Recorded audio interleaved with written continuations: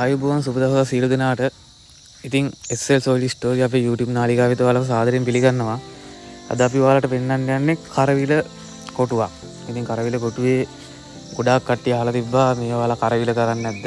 කරවිල හා සම්බන්ධ තියෙන ගැටලු. එතකොට කොහොමද කප්පාදු කරනවද? මෙවුවා ඉතින් අහලා තිබ්බා. ඉතින් ඒකට තමයි මේ වීඩියෝ කරගෙන ආවේ අද. ඉතින් ඇත්තටම කරවිල කප්පාදු කරන්න ඕන. අනිවාර්යයෙන්ම කප්පාදු කරන්න ඕන. මොකද බීජයක් හිටවලා ඒකෙන් එන කරවිල වැලේ අමතර තව වැල් එනවා. ඉතින් ඒ වැල් අපි ඉවත් කරගන්න ඕන.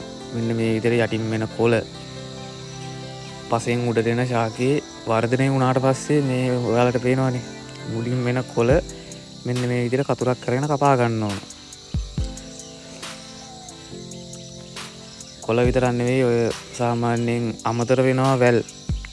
මේ කියන්නේ ප්‍රධාන වැලට අමතරව තව චූටි වැල් එනවා. ඉතින් ඒවා අයින් කරගන්න ඕන. මොකද මැස්සට යනකම් තියෙන වැල් විතරයි එහෙම අයින් කරගන්නේ. මොකද ඒ වගේත් මල් ඇවිල්ලා කරවිල ගෙඩියෙන්න බලනවා. මොකද ඒක මේ ප්‍රධාන වැලට කරදරයක්. ඒ හින්දා ඉතින් අපි මෙන්න මේ වගේ අමතර වැල් අයින් කරගන්න ඕන. ඔයාලට පේනවනේ ඔන්න ඔය විදිහට තමයි ඒක කරගන්නේ.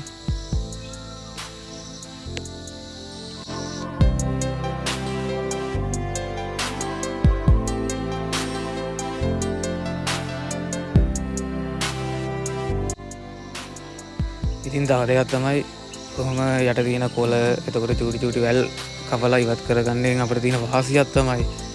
ඔයාලා හිතන්න සාමාන්‍යයෙන් එක දිගට සාමාන්‍යයෙන් වැස්සාම දියම ලංකන්න තියෙන ප්‍රමාණය කියන්නේ අවකාශය වැඩි. කරවිල වල ක්ෂණික ව්‍යාප්ත වෙන දිලීර කොළ කහවීම ඒ වගේ දේවල් ඉතින් වළක්වා ගන්න පුළුවන්. ඔය යටින්ම තියෙන කොළ කපන්න ඕන. මොකද එතන බෝටේ වගේ බැඳලා තිබ්බහම වතුර වේලෙනවා අඩුයි. ඉතින් ඒ අතින් පසේ තියෙන තෙතමනේ ගානකට තියාගන්න ඔය කප්පාදු ඇත්තටම ගොඩාක් වැදගත් වෙනවා. ඉතින් ඔයාලට පේනවානේ සාමාන්‍යයෙන් කරවිල ගෙඩි අල්ලලා තියෙන්නේ මල් බලු දාලා.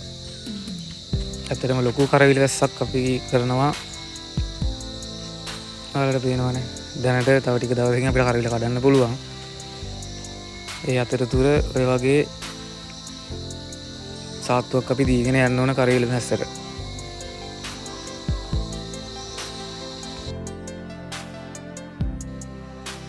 කරවිල මැස්සක් කරනවා නම් කරන්න බලාපොරොත්තුෙන් ඉන්න නම් අනිවාර්යෙන් කරවිල මැස්ස ඇතුළ හොඳ පිරිසිදුව තියාගන්න ඕන.